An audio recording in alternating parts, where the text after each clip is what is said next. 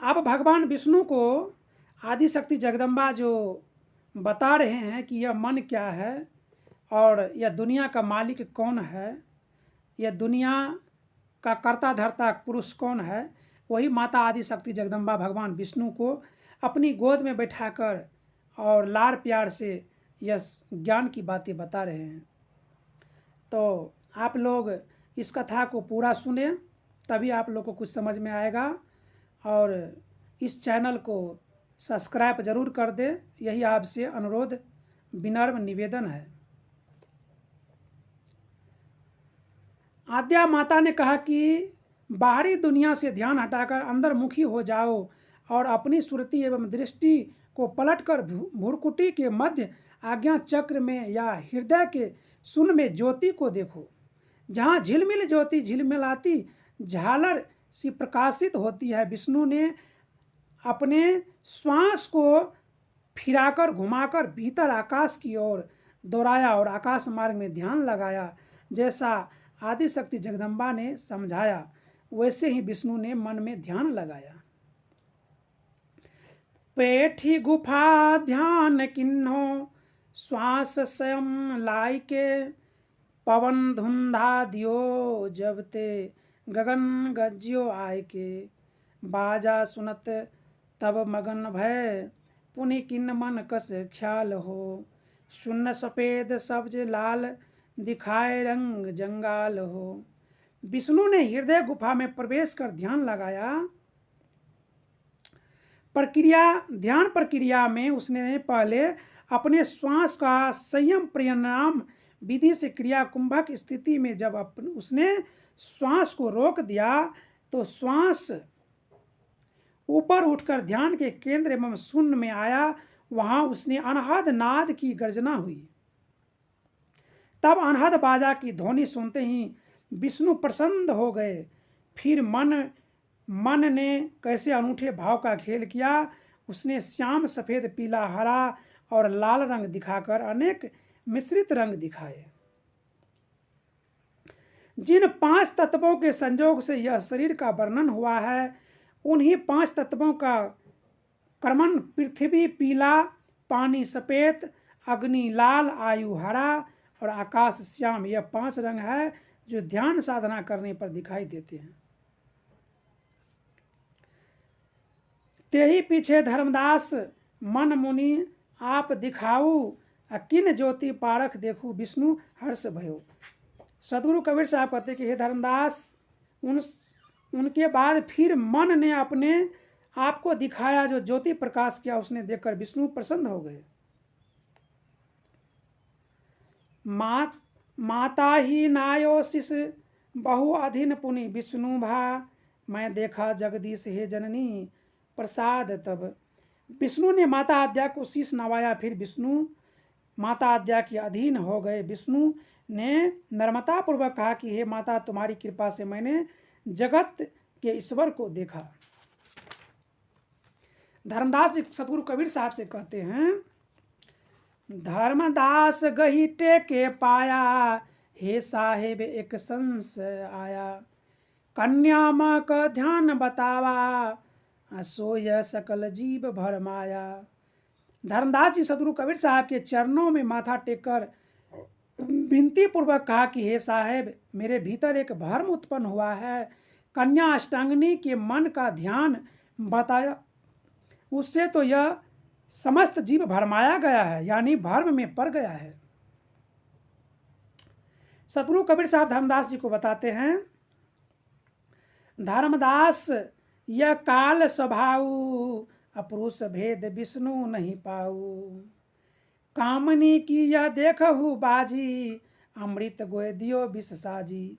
सतगुरु कबीर साहब धर्मदास जी को कहते हैं कि यह काल का स्वभाव है कि इनके चक्कर में पड़ने से विष्णु सतपुरुष के भेद को नहीं पाया। निरंजन ने अष्टांगिनी को पहले ही आदेश दे रखा था कि ऐसा उपाय करना जिससे कोई सतपुरुष के भेद को न जान पाए। कामनी अष्टांगिनी का यह दाव देखो, उसने अमृत स्वरूप सतपुरुष को छिपा कर विश्व रूपी काल निरंजन को पेश किया।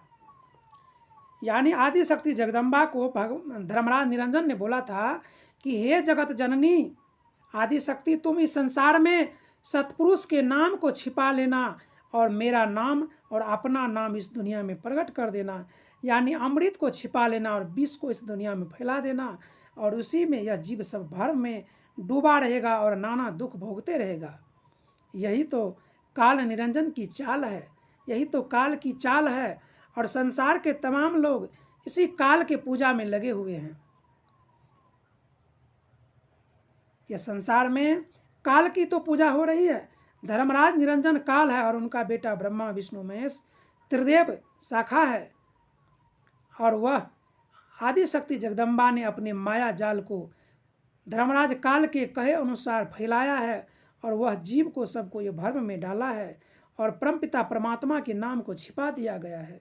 इतना चाल यह काल निरंजन ने खेला है। सतगुरु कबीर साहब धर्मदास जी को यही तो बताते हैं।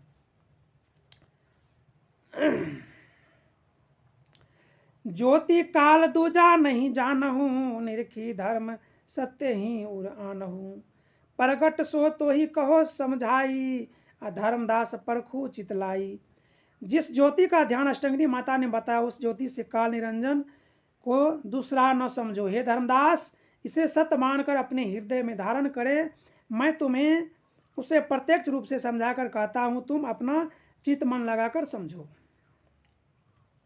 जब प्रगट तस गुपुत सुभाऊ, अजो रस हिये सो बाहर आऊ। जब दीपक बारे नर लोई, देखूं ज्योति सुभा बिलोगी। देखत ज्योति पतंग हुलासा, प्रति जान आवे तही पासा। ज्योति का स्वरूप जैसा प्रकट है वैसा ही गुप्त में भी है। जो हृदय के भीतर है वह बाहर भी देखने में आता है।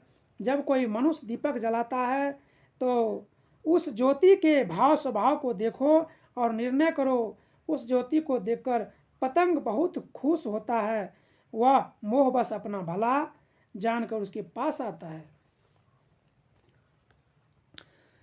परसत हो बे भसम पतंगा, अनजाने जनी मरही मतंगा। ज्योति स्वरूप काल अस आही, कठिन काल व छोड़स नाही। ज्योति का स्पर्श करते ही पतंग भस्म हो जाता है। इस प्रकार बिना जाने वह उसका मतवाला पतंग उसमें जल मरता है।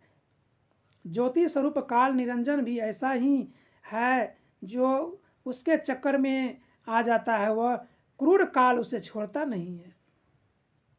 इस दुनिया में काल निरंजन ही नाना प्रकार की ज्योति दिखाता है, और ज्योति में जैसे पतंग जाके जलता है, इसी प्रकार संसार की यह जीवात्मा वह ज्योति के रूप में जा कर के और जल मर के जन्म जन्म का दुख भोगता है और 1,84,000 में भटकता रहता है। सतगुरु कबीर साहब धर्मदास को यही तो बता रहे हैं। इस काल ने करोड़ों विष्णु अवतारों को खाया और अनेक ब्रह्मा रुद्र को खाया तथा अपने इशारे पर नचाया। काल द्वारा लिया जाने वाला जीवों का कौन सा दुख कहूँ। मेरे शब्द वचन को समझकर अपने सरल स्वभाव में रहो। वह लाखों जीव नित्य खाता है, ऐसा भयंकर यह काल का निर्दयी है। सतगुरु धर्मदास जी को बता रहे हैं। अगली प्रसंग आप लोग को अगली वीडियो में सुनाऊंगा, इसलिए इस चैनल को सब्सक्राइब करना ना भूले। सब्सक्राइब करेंगे और बेल आइकन दबाकर ऑल करेंगे, तभी आप लोग को आने वाला वीडियो भी देखने को मिलेगा और प्रवचन सुनने को मिलेगा। आप लोग इनको सब्सक्राइब ज़रूर कर दें।